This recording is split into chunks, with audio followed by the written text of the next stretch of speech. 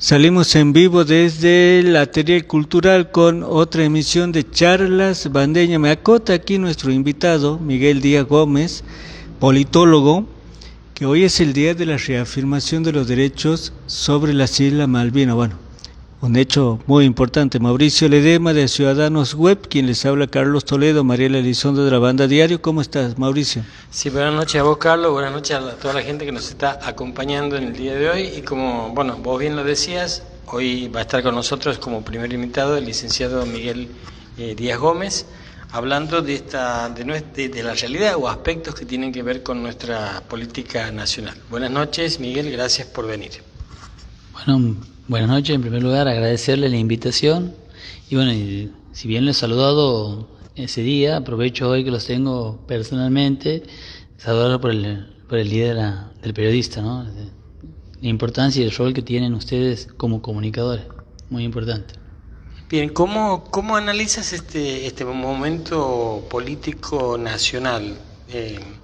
Es complejo, al igual que el inicio. Se han cumplido 6 meses y bueno, siempre se hace un balance, digamos, a mitad de año. La verdad que, como bien decía Mauricio, es bastante complejo en estos 6 meses de gestión del presidente, donde hubo aciertos en algunas medidas económicas y otras me parecen que han sido, no sé si la palabra desaciertos o que no han sido las medidas políticas correctas en algunos casos, ¿no? ¿Puede haber apresuramiento, a lo mejor en algunas modificaciones, algunos cambios?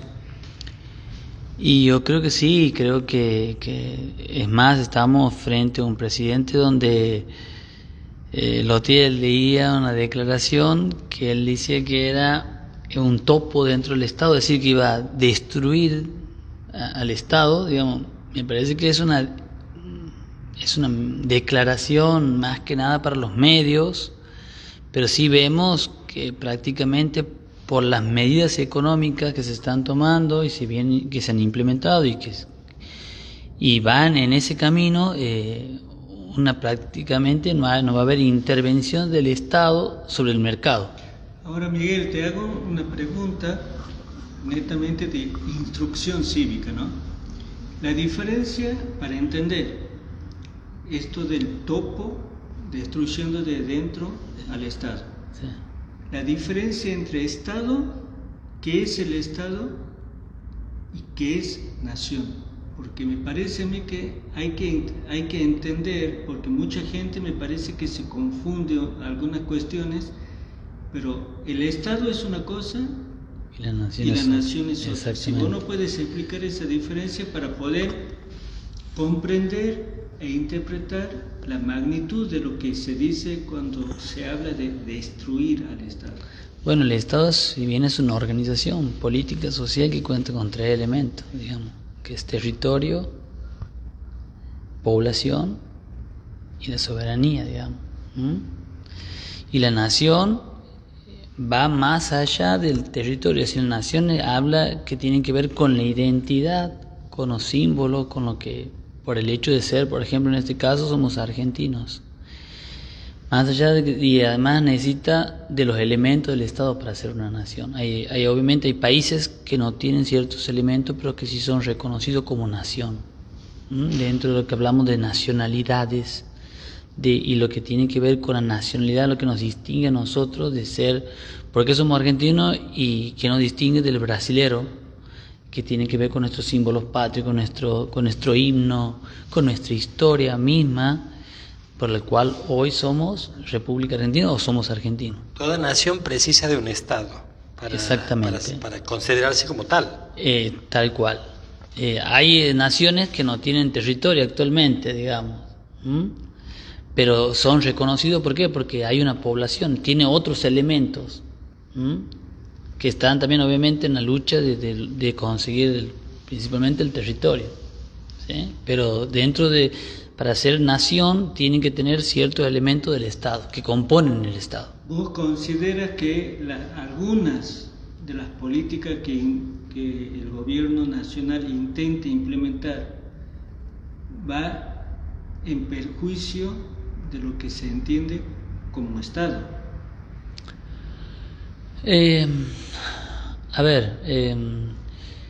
No sé si va en contra del Estado.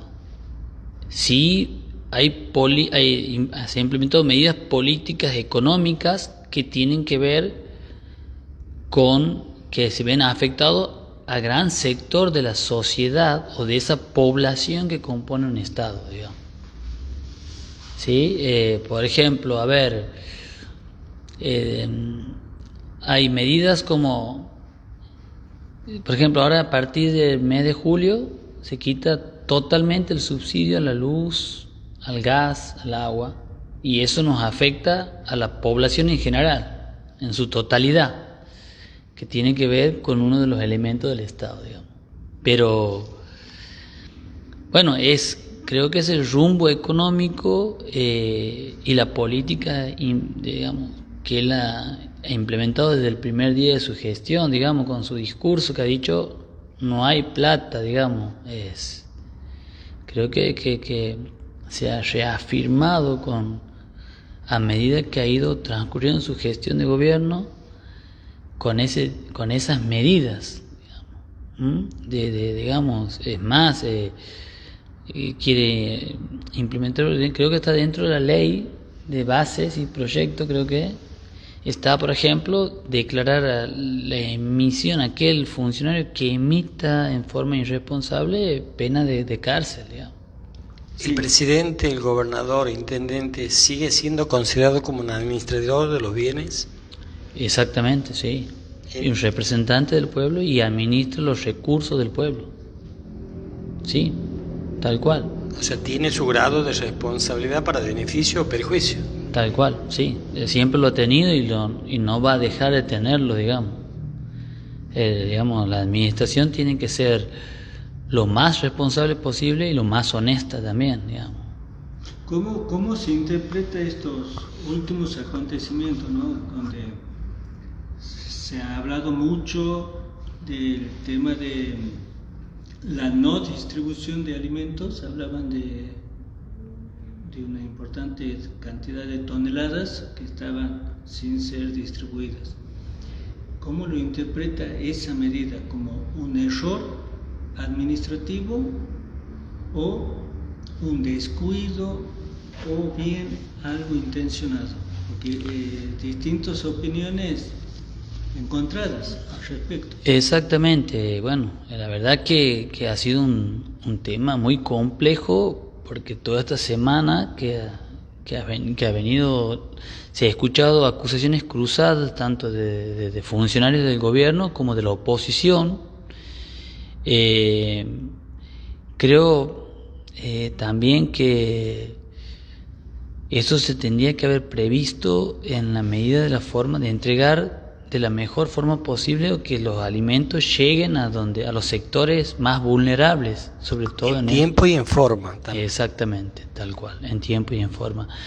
Por un lado la burocracia, ¿sí? Por otro lado la cuestión legal, porque yo creo que, digamos, no sé si la palabra sea priorizado, pero que eso ha dado mayor importancia a la cuestión legal de iniciar juicios por comedores que no existían, a que realmente nos enfoquemos que lo más importante, más allá, obviamente, si se están por vencer, con mayor urgencia se debe entregar, pero supongamos que no se estén por vencer esos alimentos, que no tengan fecha de vencimiento. Y yo creo que la prioridad en este caso, yo hubiera empezado primero por la entrega de alimentos, utilizando todos los recursos del Estado para que lleguen en tiempo y en forma y a donde deben llegar. Y por otro lado, si yo hubiera querido la cuestión legal, lo dejo en manos de los abogados que representan al Estado, de la Fiscalía, por ejemplo, el fiscal del Estado, por citar un ejemplo, que él se encargue de eso. Es lo que yo hubiera hecho, digamos, si hubiera estado desde ese lugar, ¿no? A ver, desde que se inicia la campaña política, cuando se conoce al ganador, y en los últimos 6 meses, hay muchos mensajes en los discursos que da el presidente, sea que esté dentro del país o que está en el extranjero. Y en algunos casos utiliza algunos simbolismos. ¿Cómo se puede interpretar esas cuestiones? Bueno, vamos en su discurso que asume, una vez que asume él, digamos, cuando él se para frente al Congreso, digamos, él ha tenido era un mensaje de cómo iba a gobernar él, digamos, su discurso lo da de espaldas al Congreso. Entonces la lectura política que uno ese día yo observaba, te está diciendo que él no necesita, si se puede decir de esa forma, gobernar con el Congreso. ¿Se puede gobernar sin el Congreso? No, más en una situación económica y social que en eso tenemos que salir todos juntos, digamos, sumar actores. Pero bueno, yo creo que ha sido todo mensaje, es más, él ha dicho, si es necesario voy a gobernar vetando. Sí, lo he vuelto a repetir. Entonces, eso yo creo que ha sido eso ha sido su mensaje desde el principio, digamos, de cuando él asume. Y también, vuelvo a repetir, cuando él hace una pausa y dice, no hay plata. Ha sido un mensaje bien claro, digamos, para todos. Pero el hecho de que él quiera gobernar vetando o haciendo DNU, eso lo obliga porque el legislativo no lo quiere acompañar o porque el presidente asume una postura totalmente distinta. Y bueno, la oposición no va a acompañar y no ha acompañado, digamos, ciertas medidas. Por ejemplo, todavía la ley de bases todavía no ha sido aprobada, está en discusión. Uno de los puntos que todavía sigue en discusión es si se incluye o no, por ejemplo, la privatización o no de aerolíneas. Eso es un gran punto de discusión que hasta estas horas todavía se sigue debatiendo si ponerlo o sacarlo. Ese es uno. La verdad que la ley de bases, lo original, digamos, la presentada por el Ejecutivo Nacional era un cambio totalmente de la figura y el rol del Estado en ciertos aspectos, digamos, que podemos estar a favor, que podemos estar en contra. Obviamente la oposición, no solamente por tener el rol de oposición, creo que se ha discutido, que creo que era muy importante ver una Cámara de Diputados discutiéndose mucho. No se podía observar eso, que me parece que es el mejor lugar, porque la discusión enriquece, digamos, más allá de lo... Una acción de gobierno se puede basar en un permanente veto a las disposiciones que dé un Congreso. No es lo ideal, porque digamos. La idea, y a partir de lo que reitero lo que decía Carlos, el mensaje que se reitera en cada discurso es el del veto, un veto permanente. Exactamente. El otro día ando en la asunción por el segundo mandato de Bukele y he dicho que él va a hacer lo mismo que el presidente, que va a gobernar de esa forma. Y no es lo ideal, pero bueno. ¿Cuál va a ser la función del Congreso en ese caso? ¿Cuál va a ser la actitud? ¿Vos cómo crees que puede ser la actitud del Congreso ante esta situación? Y yo creo que va a ser un permanente tira y afloje entre el Ejecutivo y el Congreso. Y ahí tendrá un rol muy importante la figura de Franco para negociar, sentarse a negociar con los gobernadores, para que a su vez los gobernadores, y que creo que lo están haciendo, digamos, con algunas provincias, ha llegado, digamos, mantiene todavía un canal de diálogo que no se ha roto. Con otras provincias sí se ha roto, digamos, y con otras se está tratando de recomponer esa vía, digamos. ¿La negociación incluye la incorporación de obras públicas, por ejemplo, de la Nación? Lo que veía, sí, digamos, Lotte veía un informe económico donde el gobierno ha hecho una especie de semáforo, no sé si lo alcanzó a ver, en algunos sectores, digamos, y entre eso, por ejemplo, el rojo figuraba el sector de la construcción, donde está la obra pública está totalmente parada y sabemos cuáles son las consecuencias de ello, que hay mucha mano de obra desocupada y mucho desempleo, digamos. Entonces, yo creo que la urgencia y la preocupación de la mayoría de los gobernadores, no quiero decir todos, pero la gran mayoría, es volver a reactivar la obra pública, digamos. ¿Hay fondos? ¿Vos consideras, conociendo las realidades de la provincia, hay fondos provinciales para reactivar el área de la construcción, o sí la provincia necesita necesariamente el aporte de Nación? Bueno, por lo que yo veo, digamos, obra pública en la provincia hay con ciertos recursos de la provincia. Bien, digamos, tendría que hablar, digamos, tendríamos que saber que el informe del ministerio o el ministro de Economía, pero creo que hay obras como, por ejemplo, el tema de Termas y Tucumán, que es la autovía, es una obra que se necesitaba recursos del Estado, es más, por la envergadura de la obra. Entonces, ese tipo de envergadura de obras, creo que sí se necesita un recurso de Nación, o un apoyo, un acompañamiento de Nación en este sentido.